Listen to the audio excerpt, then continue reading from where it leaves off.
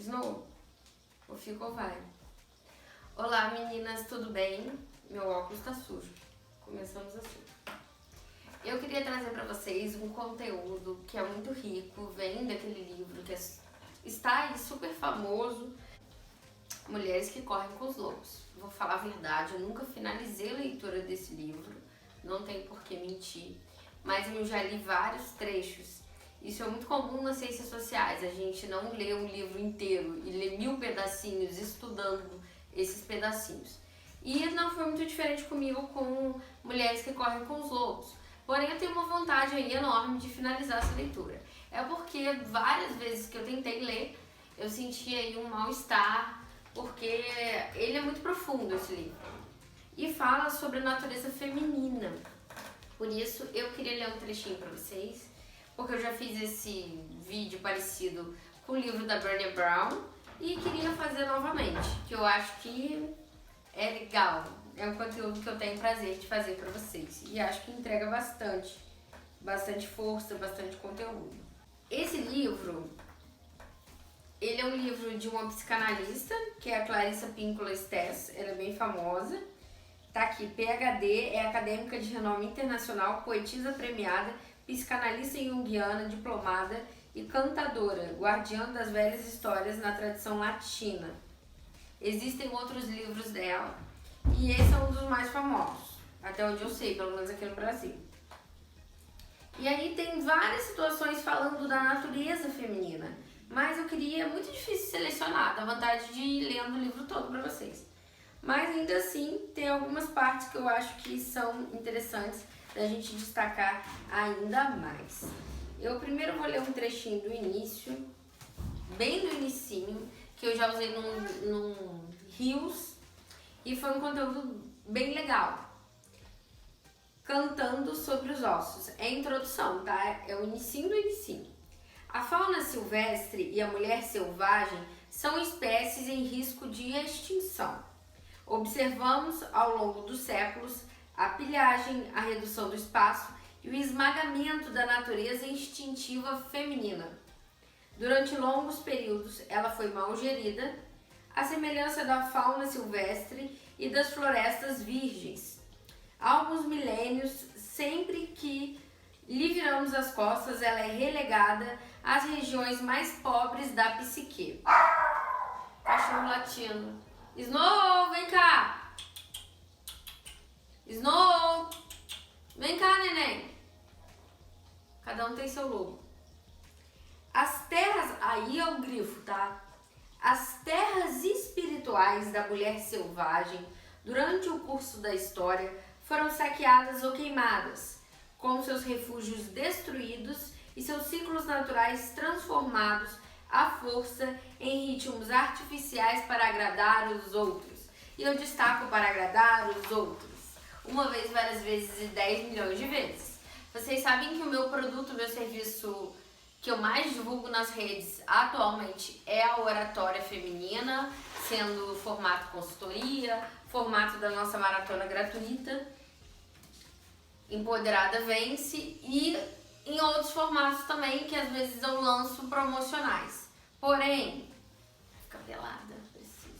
Minha natureza selvagem tá vibrando aqui. Porém, eu tenho a intenção de desenvolver vários tipos de conteúdos, todos eles voltados para o empoderamento feminino. Pesquiso na área de mulheres na política, mulheres em lugares de poder, que pela sociedade elas não foram direcionadas para esse espaço, pelo contrário, esse espaço foi direcionado aos homens. E isso é importante da gente pensar. Ó, Simone de Beauvoir, segunda onda do feminismo. Nós vamos pensar como as mulheres foram voltadas para esse espaço do cuidado, da casa, do lar, enquanto os homens foram direcionados para o espaço público. Por que eu estou falando isso? Eu estou falando isso porque eu quero falar e trazer para vocês que muitas vezes nós temos uma tendência social, que é tudo construído socialmente, nada é da nossa natureza, que é de agradar os outros.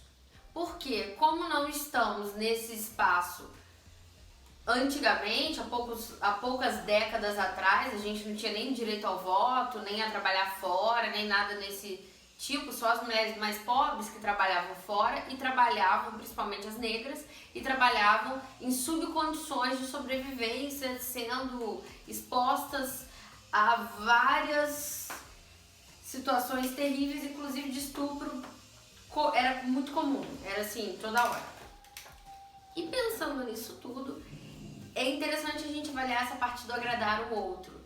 Nós estamos muito colocadas nesse espaço de agradar o outro. Nós fomos direcionadas por esse formato de sociedade para esse local. E no mercado de trabalho isso também se repete. Por isso, quando você vai falar em público ou quando você vai expor sua ideia, você se sente tão insegura. Por isso, quando você vai mudar de área, por exemplo, no seu emprego, você fica com medo da sua família, o que vai dizer, o que vai pensar. Por isso, quando você coloca uma roupa, você tem medo da exposição da sociedade.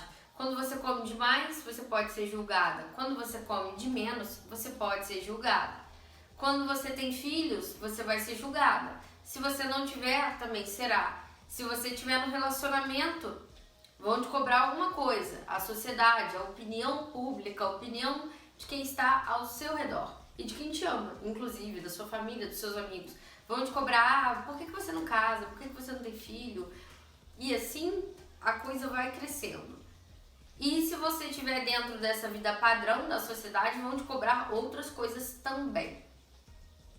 Por isso somos sempre muito cobradas e muito demandadas e colocadas nesse espaço de observação do outro, de opinião dos outros. E por que isso é um problema? Isso é um problema porque, voltando aqui,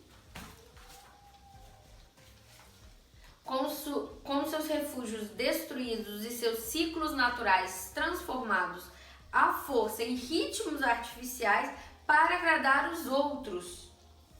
Isso é o curso da história.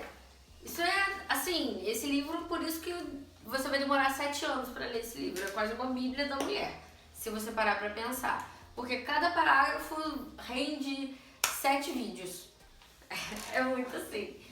Que bom, é um conteúdo muito, muito rico. Quando a gente olha para isso, a gente vê como nós somos submetidos ao olhar do outro. É se comporte, é sente direitinho, coloca uma roupa mais discreta, seja discreta, fala baixo, fica quietinha, você fala demais, cala a boca. Lembra do cala a boca Magda? Você acha que as minhas alunas não sofrem até hoje com medo de começar a falar por conta do cala a boca Magda? Claro que sim.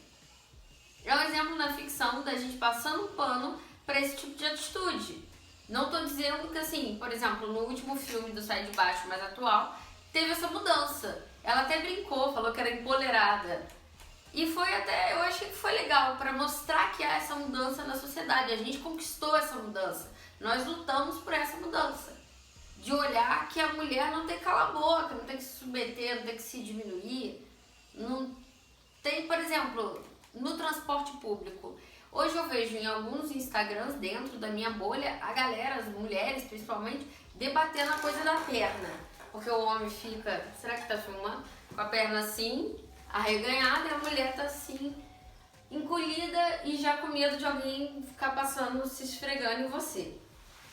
E tudo isso, até o cruzar de pernas que eu fiz agora, tudo isso está incluso nesse pacotão de agradar os outros. Quantas vezes você deixou de fazer algo que você sonha, que você deseja, ou deixou de optar por você mesma para agradar os outros? Existem histórias públicas disso. Eu fiz um vídeo recente sobre comentários pós-morte da cantora Marília Mendonça, como estavam lamentando, poxa, perdeu a vida tão cedo, agora que ela emagreceu. Meu Deus! Ai, eu rio de agonia e de falta de palavras. E também pensando, meu Deus, não é possível, sem acreditar que ainda exista gente que fale isso. Que pena que ela morreu jovem, no auge da carreira, e com um filho pequeno que ficou. Ou dependendo, era o que tinha para acontecer mesmo, mas assim, se você for lamentar, pensa nesse ponto ou em outro, mas não porque ela estava gorda ou magra. Meu Deus! Olha como nós somos sempre julgadas e julgadas e julgadas. Por isso a gente começa a tentar entrar à força nesse molde para poder agradar os outros. Estou andando nessa cadeira. E por que eu tô falando isso de agradar os outros e é tão importante? Já ouviu falar no casamento, no vestido de noiva? Eu tenho uma amiga e outra que é amiga de amigos, mas que eu gosto. Ambas falando quando foram casar que eu não tenho que caber no vestido, vestido que tem que caber em mim. E ninguém manda o noivo emagrecer pra caber no terno. É raro isso. Ele pode até querer fazer isso por vontade própria, mas ninguém cobra isso dele, que ele tem que. Isso não existe. E engraçado, uma dessas meninas, eu fui madrinha no casamento, eu deixei pra comprar meu vestido na internet e eu comprei perto do casamento, justamente pra isso. Porque o vestido tem que se adaptar no meu corpo daquele dia, daquela hora, e não o contrário. Eu acho que a gente tem que focar a saúde. E tenho lido também vários artigos na parte até relacionada à sociologia, com a educação física, com o corpo, com saúde, como um grupo, uma geração e uma venda também de produtos está relacionada para defender a ideia de que você ter um corpo específico é você ter saúde. E não necessariamente. De que você nunca pode comer um doce e é você ter saúde. E ao mesmo tempo temos aí modelos plus size e tudo mais, e também tem um outro lado que ignora que a obesidade é doença mascarada de empoderamento feminino. Pronto, fui cancelada. Eu tenho aqui uma live salva com profissionais da área mostrando e falando sobre isso. Inclusive uma ex-modelo plus size, uma nutricionista, uma psicóloga, uma atriz, ficou incrível. Falando como o nosso corpo é julgado, como isso é complexo, quando a gente mostra muito, o que isso significa, será que isso é empoderamento ou não é? Então entra tudo isso nesse arcabouço do agradar aos outros. E nem era só nessa fala que eu queria trazer. Não dá para trazer esse livro que você quer falar tudo. Vamos agora a outro ponto. Quando perdemos contato com essa psique instintiva, vivemos em um estado de destruição parcial. E as imagens e poderes que são naturais à mulher não têm condições de pleno desenvolvimento. Tem muito a ver com isso de agradar aos outros, a você ser artificial. Aqui fala do ritmo artificial e os nossos ciclos naturais. Aí tem muito a ver também com aquilo que eu já falei algumas vezes nas redes, que as pessoas acham ainda meio estranho. Você já pensou em trabalhar num ritmo diferente segundo o seu ciclo menstrual? Existe uma coisa chamada mandala lunar, eu tô tentando aderir, mas eu já tava aderindo a isso. Nos dias que eu fico menstruada, nos 2 dias que eu me sinto mais com necessidade de ficar quieta, de ficar dentro do quarto, de ficar na minha, eu trabalho, mas eu faço o básico, o extremamente necessário e tento descansar a maior parte do tempo, fazer uma coisa que me agrada, ler, aquecer uma água, fazer um escalda-pés, ficar debaixo da coberta assistindo Netflix. Nem toda mulher pode fazer isso, é claro, eu sei disso. Mas tenta aplicar até mesmo se você estiver trabalhando para outra pessoa. Tenta ir organizando sua demanda para naqueles dias específicos você ter menos demanda. Porque a sociedade colocou a gente, tirou a gente do nosso ciclo natural, que é sim o ciclo que tem correlação com a nossa menstruação. E nos forçou a ritmos artificiais. Até os homens que não ficam menstruados também estão vivendo segundo ritmos artificiais. Você acha que um ser humano é normal, um ser humano trabalhar home office como as pessoas trabalham, 24 horas por dia? Ou o chefe demandar o dia inteiro a pessoa, inclusive na hora de descanso, você almoçar trabalhando, isso é normal? Eu falo pra mim mesma.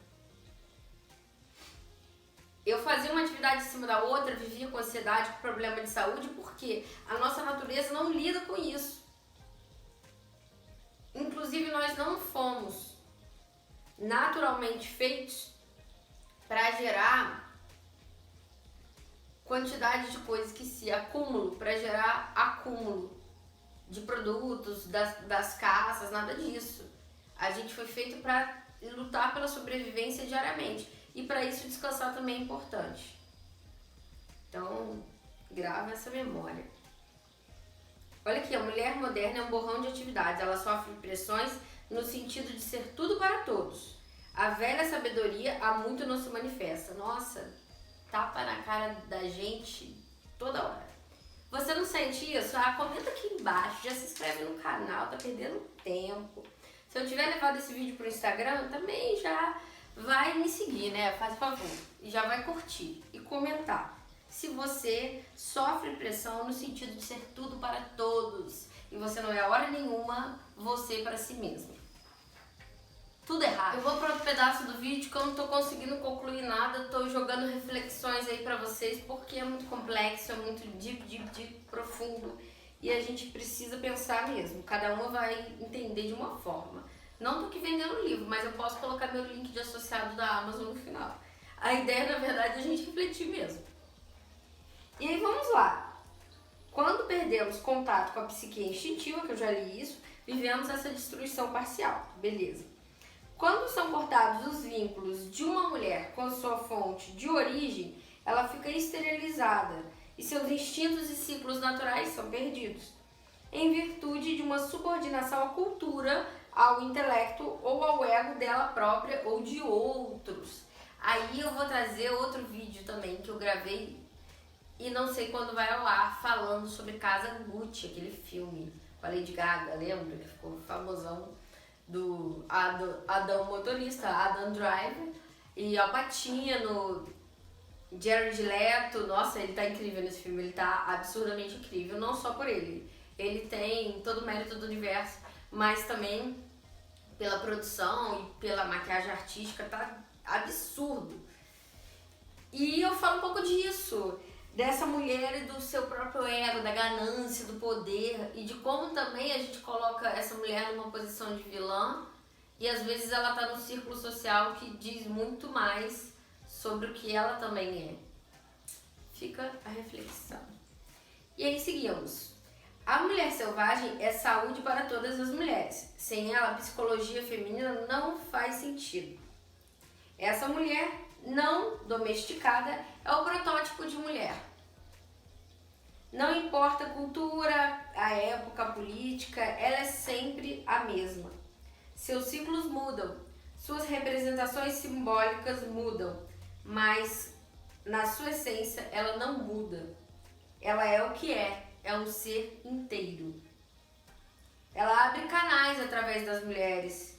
Se elas estiverem reprimidas, ela luta para erguê-las. Se forem livres, ela é livre. Felizmente, por mais que seja humilhada, ela sempre volta à posição natural. Por mais que seja proibida, silenciada, podada, quem nunca, entre parênteses, enfraquecida, torturada, rotulada de perigosa, de louca e de outros depreciativos, ela volta à superfície nas mulheres. De tal forma que mesmo a mulher mais tranquila, mais contida, guarda um canto secreto para a mulher selvagem. Mesmo a mulher mais reprimida tem uma vida secreta, com pensamentos, sentimentos ocultos que são exuberantes e selvagens, ou seja, naturais. Mesmo a mulher presa com a sua máxima segurança reserva um lugar para o seu self selvagem, pois ela intuitivamente sabe que um dia haverá uma saída, uma abertura, uma oportunidade, e ela poderá escapar.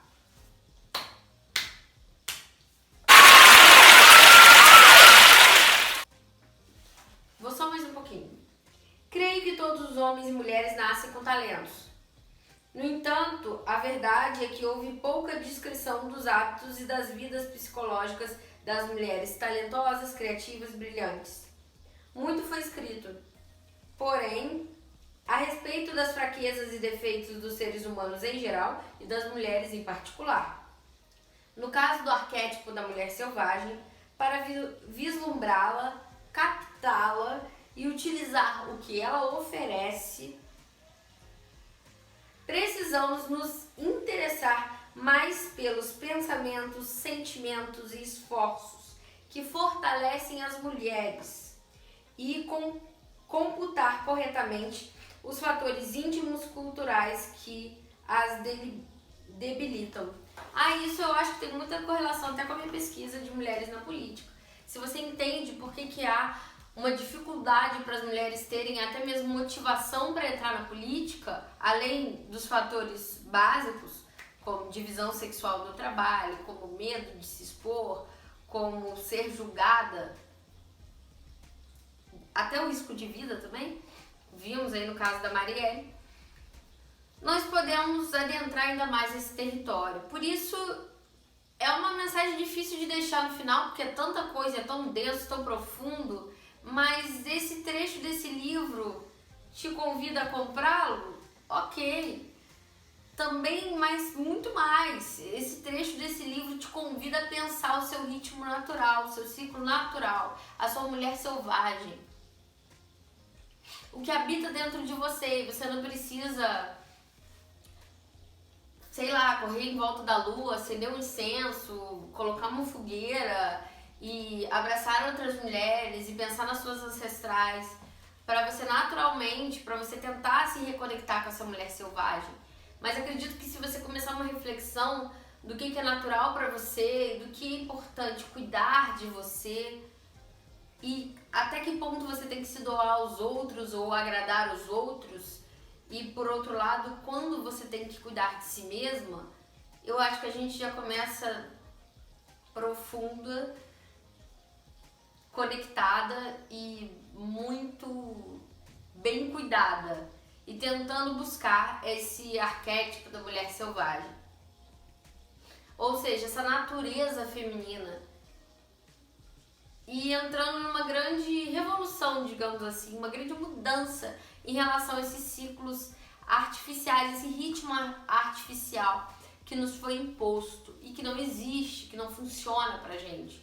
Senão a gente não adoecia tanto, senão a gente não teria que, por exemplo, tentar deixar de menstruar, tentar deixar de optar por algumas coisas para só seguir esse caminho artificial e pensar somente nele.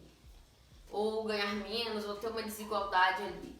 Existe essa desigualdade e existe essa retirada da gente do nosso espaço natural para um outro lugar. Não um lugar que a gente dá valor ao nosso instinto, à nossa intuição, mas um lugar que, se a gente fala diferente ou pensa diferente, nós somos rebeldes, loucas, e a gente tem que se comportar para agradar as pessoas, seja agradável. E hoje eu te digo, pense melhor o que você precisa ser, o que você deve ser para si mesma e para a sua mulher selvagem, para a sua mulher natural. Quais são os seus ciclos naturais? Quero deixar um beijo enorme e até mais.